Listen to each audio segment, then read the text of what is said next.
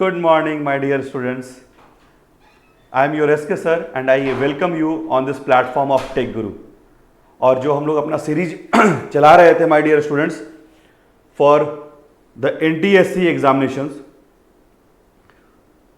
I hope most of you will be benefited. और ये एक लेवल अप है in the section of 8, 9, 10th और जो लोग प्रिपेयर कर रहे हैं for basic and higher level examinations उनके लिए भी बेनिफिशियल है। जैसे जो अभी फाउंडेशंस में वर्क कर रहे हैं इन 10th और इन 9th और 8th for their future examinations like IITs, then if you are preparing for NEET, तो ये पूरा का पूरा सीरीज आपके लिए डेडिकेटेड है, आपके लिए बेनिफिशियल होने वाला है माय डियर स्टूडेंट्स। ठीक है, और पहले 2 वीडियोज़ मैंने डाल रखे हैं, उसमें एक लेवल के क्वेश्चंस हम लोग कर चुके हैं और उसी सीरीज में आगे हम लोग डील करने वाले हैं my dear students. The topic is acid, base and salt. ठीक है, एसिड, बेस एंड सॉल्ट से हम लोग क्वेश्चंस कर रहे हैं। Every video will contain 10 questions, outstanding questions which is for you and your betterment. ठीक है, आप जितना इसको यूज कीजिए, जितना इसका यूटिलाइजेशन कीजिए उतना बेहतर है। तो फटाफट सभी लोग जुड़ते चलेंगे। बस आपसे एक ही चीज कहना है कि जुड़ते चलिए। जो क्वेश्चंस में डाउट है उसमें आप कमेंट बॉक्स में कमेंट करके डाउट पूछ सकते हैं, और जो भी क्वेश्चंस हैं उस क्वेश्चंस को प्रैक्टिस करते चलिए। अपार्ट फ्रॉम दैट, जितने लोगों तक ये वीडियो पहुंचा सकते हैं उसको शेयर कीजिए।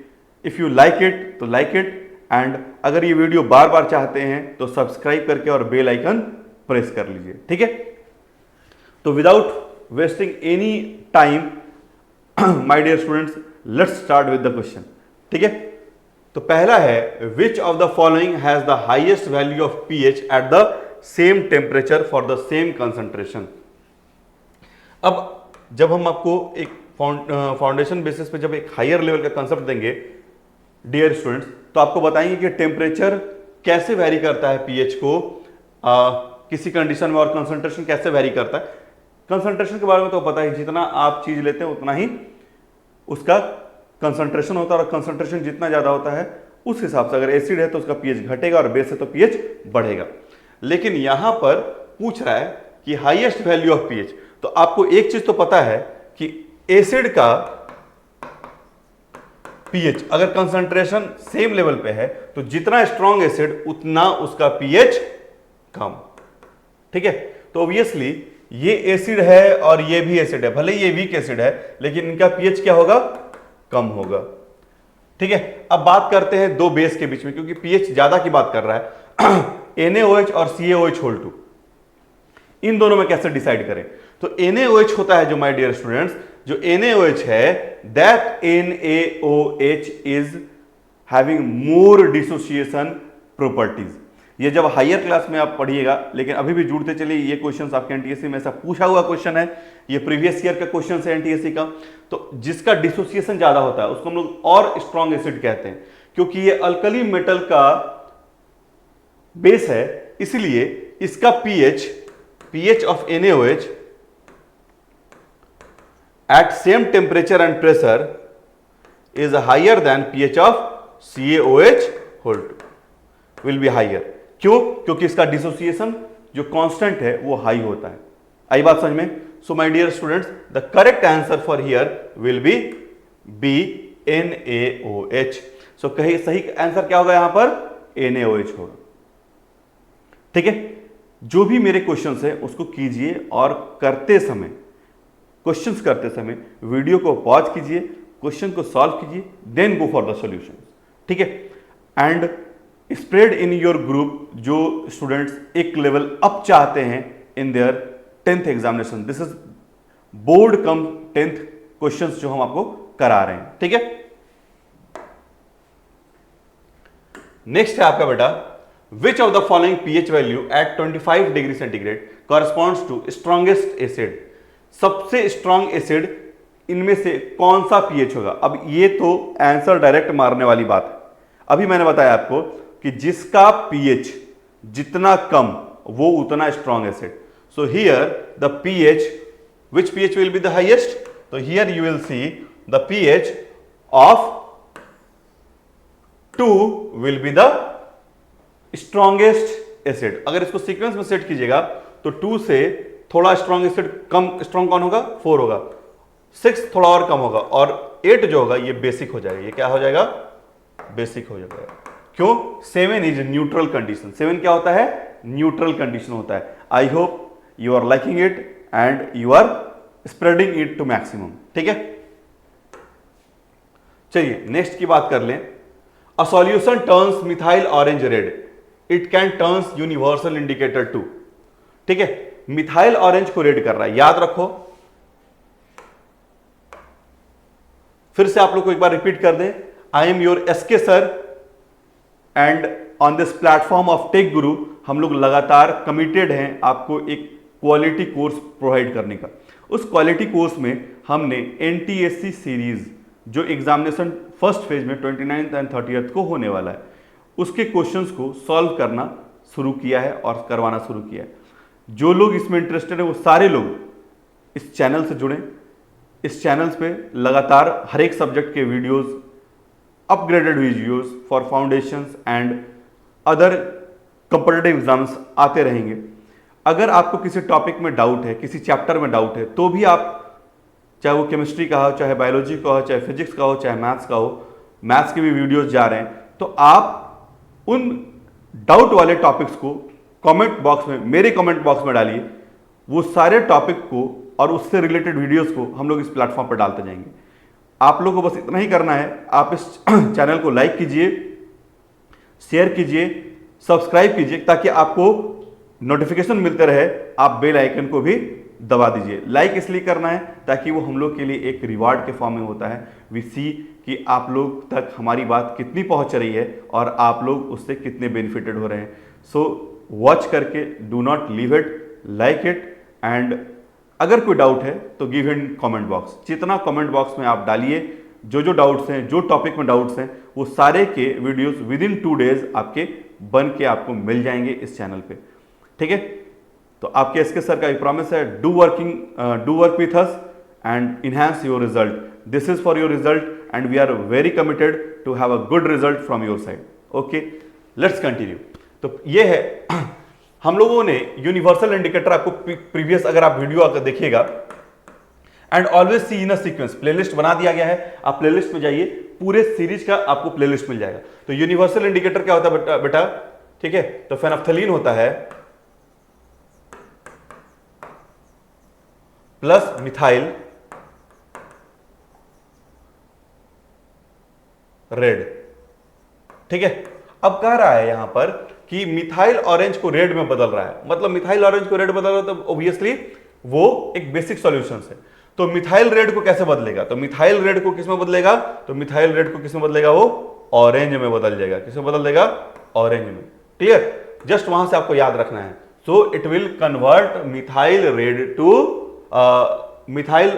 रेड टू या यूनिवर्सल इंडिकेटर टू ऑरेंज। किस में कन्वर्ट करेगा यूनिवर्सल इंडिकेटर को? तो वो ऑरेंज में कन्वर्ट हो जाएगा डियर स्टूडेंट्स। ठीक है,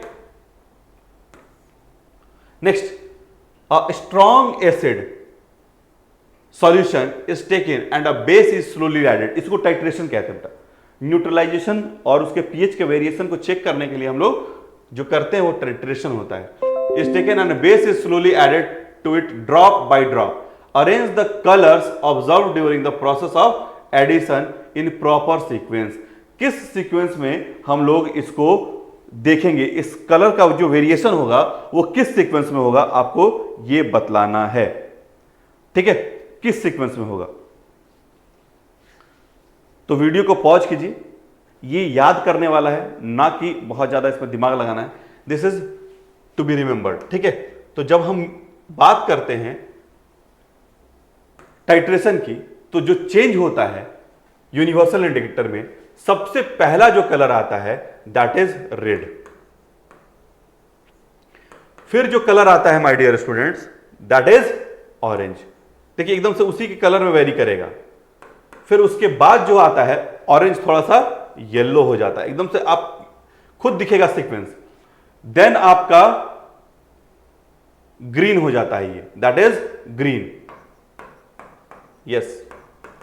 देन आपका ग्रीन हल्का ब्लूइश कलर का, ग्रीनिश ब्लू कहते हैं उसको, ग्रीनिश ब्लू में कन्वर्ट होता है। देन आपका ब्लू जो है हल्का इंडिगो का रूप लेने लगता है, एंड देन आपका इंडिगो वॉयलेट में कन्वर्ट होने लगता है। And this is how the sequence changes during the titration of the acid. Clear? During the titration of the acid. तो ये आपको याद रखना है कलर सीक्वेंस को। आप देखो एकदम से सीक्वेंस दिख रहा है, रेड ऑरेंज में कन्वर्ट हो रहा है, ऑरेंज येलो में हो रहा है, येलो ग्रीन में हो रहा है, ग्रीन ब्लू में हो रहा है, ब्लू इंडिगो में हो रहा है, ठीक है, एक कंटिन्यूएशन में, ठीक है। तो आप इसको याद कैसे रखिएगा? तो रॉयल जी बैठे इंडिगो वैन में, कैसे याद रखिएगा? आप याद रखिए रॉयल जी बैठे इंडिगो वैन में, ऐसे याद रखिए, ठीक है। तो ऐसे अगर आप याद रखते हैं माय डियर स्टूडेंट्स, तो आपको आसानी होगी याद करने में। तो रॉयल जी में आर क्या हो गया? सबको कैपिटल में, तो रेड हो गया, ठीक है। देन अगर हम देखें तो ओ क्या हो गया? ऑरेंज हो गया। वाई क्या हो गया? येलो हो गया, ठीक है। जी से क्या हो गया? इसको छोड़ दीजिए, जी से क्या हो गया? ग्रीन। बैठे में बी से क्या हो गया? ब्लू। इंडिगो तो आ ही गया, और वैन वॉयलेट। और ऐसे ही ट्रिक्स के साथ आपको बताते चलेंगे। और ये बहुत इंपॉर्टेंट क्वेश्चन है, दिस कैन बी आस्क्ड। अभी आप 10th में हैं, लेकिन अगर आप प्रिपेयर कर रहे हैं नीट में, तो नीट में क्वेश्चन पूछा हुआ है इससे, तो this will be very beneficial for you in the upcoming scenario of examination. और एनटीएससी में तो आया ही है। So the method to remember is, remember the colour change in titration is royal जी बैठे येलो इंडिगो वैन में। Royal जी मतलब रॉयल इंसान है जो हैं, मतलब रॉयल है तो उनको जी लगा के रॉयल जी बैठे येलो इंडिगो वैन में। ऐसे निमोनिक्स के साथ याद करते चलिए, ठीक है। I hope clear. सो हमारा आंसर यहां क्या होगा? अगर देखिए तो red, orange, yellow, green, blue, indigo, violet. So the answer will be B. अगर आप देखिएगा तो रेड आ रहा है, देन रेड के बाद क्या है? ऑरेंज है, तो सी में है ऑरेंज, ठीक है। So B will be the answer, ठीक है। सो पॉज कीजिए, रिमेंबर कीजिए, एक बार फिर से रिपीट करते हैं, रॉयल जी बैठे येलो इंडिगो वैन में, ठीक है। ऐसे याद करेंगे हमारे बच्चे यहां पर, ठीक है। नेक्स्ट है, what is the pH of 0.1001 molality HCl? ये क्या है? HCl है बेटा, ये HCl होगा, दिस विल बी HCl, ठीक है। ये क्या है? HCl है, दिस विल बी HCl। तो 0.1, अब आपको पीएच निकालना बताए हैं। पीएच क्या है? Negative log of H+ ion concentration. अगर ये 0.1 मोलर सॉल्यूशन है तो ऑब्वियसली H+ HCl कितना देगा? 0.1 ही देगा। ये H+ प्लस Cl माइनस में टूटेगा। तो अगर ये 0.1 मोलर है, यानी 0.1 मोल 0.001 मोल है, तो ये भी उतना ही बराबर होगा, क्योंकि 100% डिसोसिएशन देता है। तो ये क्या हो जाएगा? निगेटिव लॉग ऑफ 10⁻³ तो यहां से क्या आ जाएगा? पीएच 3 आ जाएगा। तो करेक्ट आंसर क्या होगा? 25 का करेक्ट आंसर होगा 3, ठीक है। आई होप मजा आ रहा है क्वेश्चन सॉल्व करने में। These are the very best question you can get in the examination. ये आपके 10th में भी आ सकता है इन द बोर्ड एग्जामिनेशन, ठीक है। तो आप इसको देख के और पढ़ते चलें। A solution of which of the following pH turns universal indicator violet? Universal indicator को वॉयलेट कौन सा सॉल्यूशन ब्रेक करता है, ठीक है। सो वीडियो को रोकिए, पॉज कीजिए और फिर सॉल्व कीजिए। अभी मैंने एक सीरीज बताया, तो सबसे लास्ट में क्या आया था बेटा? रॉयल जी बैठे इंडिगो वैन में। क्या था? रॉयल जी बैठे इंडिगो वैन में, यही था ना। तो सबसे लास्ट में क्या आया है?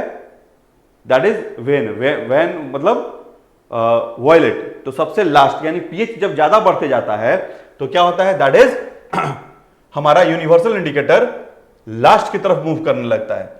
तो जैसे जैसे पीएच बढ़ाएंगे, जैसे कलर का फॉर्म क्या बताया था आपको हम, कलर का फॉर्म बताए थे रॉयल जी, रेड, ऑरेंज, येलो, ग्रीन बताए थे ना, एक सीक्वेंस बताए थे, रॉयल जी बैठे इंडिगो वैन में, यही बताए थे। तो फिर से उसी से बोलते हैं, रॉयल जी बैठे इंडिगो वैन में, ठीक है। तो आर से क्या था, रेड, ये एसिडिक में होगा, फिर ऑरेंज, फिर येलो, फिर ग्रीन, देन ब्लू लिखते हैं लेकिन ब्लूइश ग्रीन होता है, then indigo and then last में वॉयलेट। वॉयलेट। और ये क्या है बेटा, ये पूरा सीक्वेंस ऑफ जो कलर देखिएगा ये इंक्रीजिंग पीएच पे है, यानी सबसे ज्यादा पीएच पे क्या आएगा, वॉयलेट आएगा। अब यहां सबसे ज्यादा पीएच कौन सा है बेटा, डी, दैट इज 13। तो हाईएस्ट पीएच पे आपका जो यूनिवर्सल इंडिकेटर होगा वो अपना लास्ट कलर देगा, दैट इज वॉयलेट। और वो हर एक पीएच वैल्यू के लिए यूनिवर्सल इंडिकेटर क्या होता है, एक्टिव होता है, ठीक है।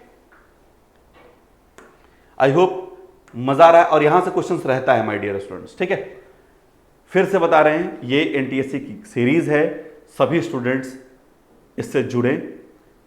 ये लगातार वीडियोस का एक सीक्वेंस आपको मिलते रहेगा इन द प्लेलिस्ट। क्वेश्चन को सॉल्व कीजिए, सॉल्व करने के बाद जिस जिस टॉपिक के थ्योरी में डाउट है उसका टॉपिक आप कमेंट बॉक्स में भेज दीजिए। उस सारे टॉपिक्स को हम वीडियोस में सॉल्व करके यानी टॉपिक को पढ़ा देंगे। जिस जिस चैप्टर में भी डाउट है उस चैप्टर का नाम लिख दीजिए, केमिस्ट्री में, फिजिक्स में, बायोलॉजी में, ठीक है, या मैथ्स में, मेरे कमेंट्स में डालते जाइए। वो सारे चैप्टर्स को हम लोग ऐड करते जाएंगे my dear students in your videos, ताकि आप उसको अच्छे से पढ़ सकें। सिर्फ इतना ही करना है आपको कि इस चीज़ को, क्योंकि हम लोग को थोड़ा मिले प्रोत्साहन आपके तरफ से, एक बूस्ट मिले, लाइक द वीडियोस, सब्सक्राइब कीजिए ताकि आपको नोटिफिकेशन मिल जाए, बेल आइकन को दबा दीजिए और सभी दोस्तों में शेयर कीजिए ताकि और लोगों को भी इसका बेनिफिट मिल सके। I am your Sameer SK sir and I will be taking your this portions in a very detailed manner on the platform of Tech Guru, so keep working with that.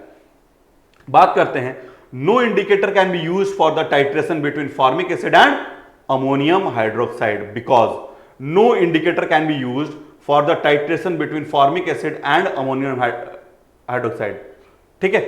ये सवाल ही यहां पर थोड़ा सा एरर हो गया है, ठीक है, लेकिन थोड़ा समझते हैं कि क्यों नहीं हो सकता है, एक रीजन, ठीक है। इसी क्वेश्चन को आगे अगर मान लीजिए यही क्वेश्चन आ गया तो कैसे करेंगे, तो क्यों नहीं कर सकते हैं? क्या फॉर्मिक एसिड एक वीक एसिड है और अमोनियम हाइड्रोक्साइड एक वीक बेस है, इस कारण से? क्या फॉर्मिक एसिड एक वीक एसिड है और अमोनियम हाइड्रोक्साइड एक स्ट्रॉन्ग बेस है इसलिए? क्या फॉर्मिक एसिड एक स्ट्रॉन्ग एसिड है, अमोनियम हाइड्रोक्साइड एक वीक बेस है इसलिए? या फॉर्मिक एसिड एक स्ट्रॉन्ग एसिड है और अमोनियम हाइड्रोक्साइड एक स्ट्रॉन्ग बेस है, इस कारण से?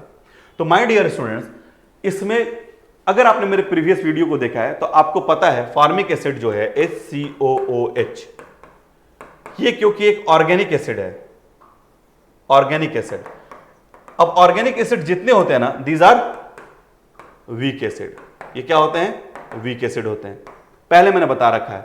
और ammonium hydroxide NH4OH, ammonium hydroxide की अगर बात कर लीजिएगा तो इसका भी जब डिसोसिएशन देखिएगा तो इसमें एक एसिडिक ग्रुप साथ में होता है अमोनियम में, इसलिए ये भी एक आपका लो डिसोसिएशन के कारण ये एक वीक बेस होता है। So the correct answer here is a. क्यों इंडिकेटर नहीं सही से दे पाता है इनके टाइट्रेशन का वैल्यू? क्योंकि both are weak acid and weak acid का पीएच इतना ज्यादा कम होता है कि they are not able to identify. तो यही है, no indicator can be used for the titration between formic acid and ammonium hydroxide because both are weak. Formic acid weak acid है और अमोनियम हाइड्रोक्साइड एक वीक बेस है, ठीक है। Next, a solution of which among the following salt is basic in nature. इनमें से कौन सा जो सॉल्ट है वो बेसिक नेचर का है। बताना है आपको कि विच of the following is of basic nature. ठीक है, तो देखिए पहले भी मैंने इस क्वेश्चन को डील कर रखा है, इसलिए सीधे आंसर देंगे। आप प्रीवियस वीडियो को देखिए, लेकिन अगर याद है तो रोक करके आप आंसर दे लीजिए वीडियो को, फिर मेरे सॉल्यूशन को देखिए। पहली अगर हम बात कर लें तो MgSO4, अगर MgSO4 को आप डिसोसिएट करके देखते हैं तो ये Mg2 plus SO4 minus, obviously SO4 minus किस एसिड से आएगा, H2SO4 बनाएगा हाइड्रोलाइज होने के बाद, और ये क्या बना देगा, MgOH2 बना देगा। And both are strong in nature, ये स्ट्रॉन्ग बेस है और ये स्ट्रॉन्ग एसिड है, तो ये कैसा होगा, दिस इज न्यूट्रल। ये क्या होगा, न्यूट्रल। तो ये तो गया, ठीक है। सिमिलरली NaNO3 को अगर आप देखिएगा तो this is Na plus and NO3 minus, तो ये क्या बनाएगा, NaOH प्लस HNO3, ठीक है, हाइड्रोलाइज होने पर। तो ये भी स्ट्रॉन्ग बेस और स्ट्रॉन्ग एसिड है, ये भी गया। नेक्स्ट CH3COONA, अगर ये हाइड्रोलाइज होता है तो ये CH3OO minus plus Na plus बनाता है, तो ये क्या बनाएगा, CH3OOH, और ये क्या बनाएगा, NaOH। अब यहां पर ये स्ट्रॉन्ग एसिड है और स्ट्रॉन्ग बेस है, और ये वीक एसिड है। और आपको पता है, मैंने बताया है, वीक एसिड और स्ट्रॉन्ग बेस का जो सॉल्ट है वो कैसा होगा, बेसिक नेचर का। तो करेक्ट आंसर क्या हो जाएगा, that is C. Correct answer क्या हो जाएगा, सी। तो इस तरीके से आप क्वेश्चंस को जब डील कीजिएगा तो आपके सारे बेसिक्स क्लियर हो जाएंगे, ठीक है। ओके, सो वीडियो को रोकिए, क्वेश्चंस को सॉल्व कीजिए and then go for the solution, ठीक है। That is the best way to get the benefit. Next, both ammonium oxalate and potassium sulphate give neutral solution, ठीक है।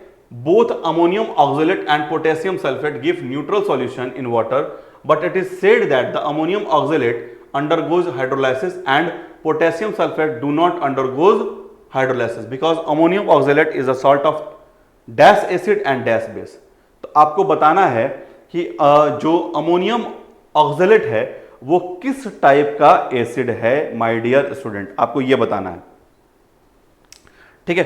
किस टाइप का एसिड है अमोनियम ऑक्सलेट, ठीक है। बताइए your answer, I am waiting for your answer. बहुत simple है। अगर आप देखिए, चलिए पहले आप वीडियो को पॉज कर लीजिए, फिर क्वेश्चंस को देखिएगा, ठीक है। ओके, तो कह रहा है कि both ammonium oxalate and potassium sulphate give neutral solution, ठीक है, in water, but it is said that ammonium oxalate undergo hydrolysis and potassium sulphate does not undergo. इन चीजों को समझना पड़ेगा, पहले आपको समझना पड़ेगा ऑक्सैलिक एसिड है क्या। तो ये आपका होता है ऑक्सैलिक एसिड, सी, ये होता है आपका single bond, this is your oxalic, ठीक है, ये आपका ऑक्सैलिक एसिड है। ओके, अब ये जब ये बनाता है अमोनियम हाइड्रोक्साइड के साथ, तो ये अमोनियम हाइड्रोक्साइड है, तो both are what, both are weak acid in nature. Both क्या है, weak acid and base in nature. इसीलिए ये क्या होता है, हाइड्रोलाइसिस हो जाता है। लेकिन पोटेशियम की हम बात कर लें, पोटेशियम सल्फेट की बात कर लें, KSO4, तो ये K प्लस मैंने K2SO4, तो K प्लस और SO4 2 माइनस, तो ये स्ट्रॉन्ग एसिड और ये स्ट्रॉन्ग बेस है, इसी कारण से ये हाइड्रोलाइज नहीं होता है। तो करेक्ट आंसर क्या होगा, दैट इज ए। नेक्स्ट है आपका 30, what are the spectator ion in the reaction of potassium hydroxide and sulphuric acid. Spectator ion कौन से हैं यहां पर आपको बताना है, which is the spectator ion. तो याद रखिएगा कि स्पेक्टेटर आयन वो होते हैं जो इन्वॉल्व नहीं होते हैं इन द रिएक्शन। तो स्पेक्टेटर आयन कौन सा होंगे, दैट इज डी। कौन सा होगा, D will be the spectator ion. So again on this platform of Tech Guru 10 question के सॉल्यूशन मैंने की। स्पेक्टेटर आयन पे आप लोग कमेंट कीजिएगा, I will take a deep and detail class regarding this in the upcoming videos. Okay my dear student, thank you for all.